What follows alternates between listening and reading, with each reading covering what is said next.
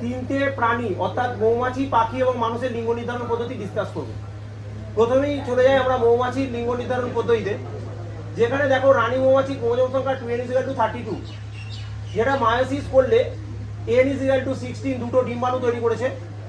এদের মধ্যে একটি ডিম্বাণু অপুঞ্জনী বা পার্থেনোজেনেসিসের মাধ্যমে পুরুষ মৌমাছি জন্ম দিয়েছে, আর একটি ডিম্বাণু বৈবাহিক উড্ডয়নের সময় পুরুষ মৌমাছি এবং স্ত্রী মৌমাছি নিষেক করার সময় জাইগোট তৈরির কাজে লেগেছে।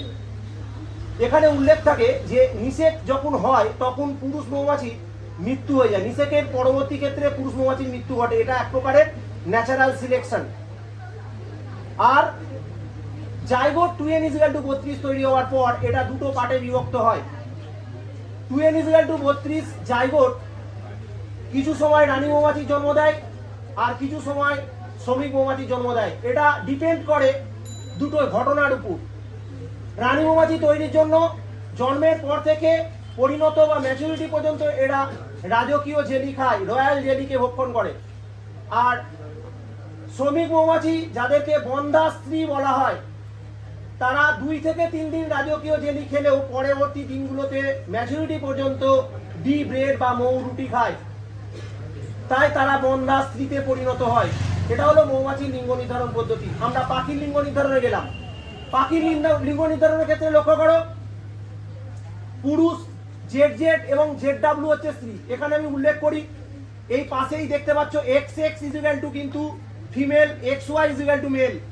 এখানে আমরা XY কে কি বলতাম? XY কে বলতাম হেটেরোজাইগোটিক,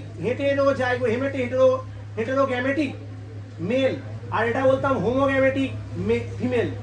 এখানে উল্টো ঘটনা ঘটেছে, দেখো, হেটেরোগ্যামেটিক ফিমেল এবং হোমোগ্যামেটিক মেল।